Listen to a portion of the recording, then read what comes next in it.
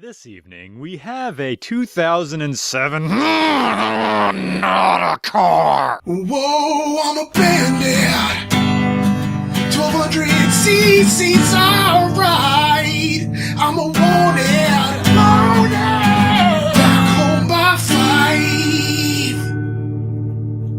When I poop twice. When I poop again, you say my name. Old Faithful sets his watch to me. Suzuki built the high-displacement Bandits for riders who need mid-range pull to accelerate from cue ball doms and eagle talons. I had experimental phases. If you pay attention to the displacement, you'll notice you're only one moped away from a Roid Rager Hayabusa. And now that you know that, the Bandit 1250 starts to make sense. That big rear tire, that heavy chain, the stubby handlebars, the heavy curb weight. You're looking at a Dirt Mall Hayabusa. Dirt Mall is also the name of a move I like to do with my life partner. It involves a Lego village, a stopwatch, and a full box of cracklin' oat bran. A Suzuki Bandit is a muscle bike. It's offensively overpowered for its dimensions. Did you not hear me? This motorcycle has a 1.25 liter 4-cylinder engine. There are 4-passenger cars rolling around in Wales right now with less displacement than this 2-wheeled love letter to juvenile delinquency and dick pics. If you don't want to rev up a Bandit, you don't have to. There is enough torque from its fuel-injected engine for you to ride your entire life away without ever having to go above $5,000. But you're gonna, because once you get to $6,000, the Bandit 1250 will show you how beautiful excess can be. My cock is the universe. Suzuki Bandit 1250. A motorcycle as loud and dirty as the bowling alley bathroom where its owner was conceived. Two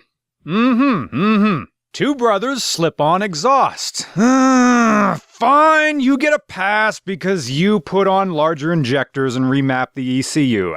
I will concede that you're doing this correctly. But I'm watching you. I shove an electric razor between my ass cheeks so I can wipe effectively. The Suzuki Bandit is to high-end motorcycles what a combination KFC Taco Bell is to fine dining. Of course, this isn't a bad thing, really. I mean, think about it. Who doesn't occasionally want to splooge on a compact representation of a more expensive detailed product? Sometimes you just want a 5-layer burrito or a bowl of mashed potatoes, corn, chicken, and gravy arranged in layers of sedimentary rock. It doesn't mean that the product itself is a bad thing, it just means you're looking for something affordable and satisfying as opposed to going for a pricier, more competitive version of the same experience. Of course, I should be saying a more comprehensive version of the same experience. I mean to say that riding around on a Suzuki Bandit isn't the same thing as riding around on a Hayabusa, Ducati, or Buell. It's far more minimalist and utilitarian than all of that. Quick rundown. When it first came onto the scene in 1997, and for its first 4 models, each Bandit had pretty much the same engine, an air and oil-cooled 1157 inline-4 with 16 valves that made 98 horsepower. Where that falls into the engine displacement, I'm too lazy to look up, either the 600, 650, 750, or 1200. But this all changed in 2007 when the air and oil-cooled engines no longer met Euro 3 emission standards. These newer K6 models received a new fuel tank shape, side panels, and height-adjustable seat, and a longer swing arm with hexagonal cross-sections. You can't tell any of this by looking at this Suzuki Bandit, because this one fell over in a truck sometime in its past, and the owner right now is piecing it back together. It sort of has the Street Fighter thing looking going on, like this half fairing in the front that he cut down, so it sort of looks like it belongs there. What am I talking about? He did a great job. I'll bet you didn't think there was anything different about this bike until I told you. But because of its cheapness, the Suzuki Bandit always had a reputation of falling into the hands of dicks. You know, the type of guys who feel it's right to weave in and out of traffic. That's the thing that bugs me about the Suzuki Bandit. It's a perfect tourer. A small tourer, yes, but put bags and a nice windshield on this thing and you can go cross country. But it's so wheelie happy that all the stunters like the Bandit because they're the guys popping wheelies outside Baltimore. But in attempting to court the average consumer as opposed to the ardent motorcycle enthusiast, the Bandit takes on an identity that is a metaphor for modern courtship itself, where success is measured entirely in terms of how hard one tries. Ultimately, in order to court anyone in both commerce and romance, you have to play by the commonly accepted rules of the game. You can give a compliment to that that subtly gorgeous barista who can never get your drink right, but just know that you'll become exponentially creepier for every moment you hang around afterwards. However, if you just drop a compliment into the middle of the conversation and walk away, you suddenly become that guy I totally would have bung if he'd stuck around. In much the same way, consumerism tries to have it both ways. Courtship is its own horrific catch-22. You can have all the sex you could ever want as long as you don't appear to actually want it. But the minute you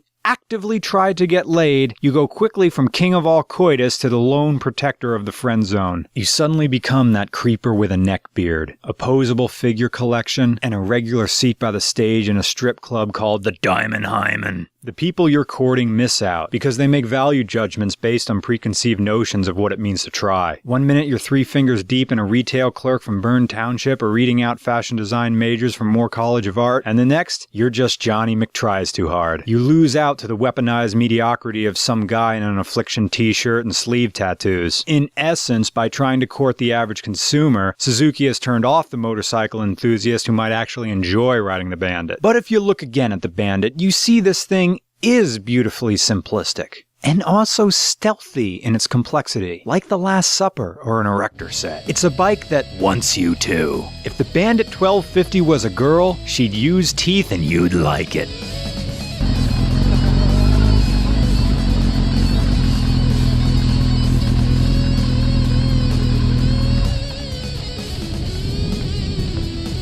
So how much you want for it? You love it? Yeah. And we'll just ride. We'll take the scenic route to where I cannot say we're doing 65. And if you like to bang, we'll stop along the way. It handles like the first time that we made love. I didn't know where things were meant to go. Thank goodness now I know.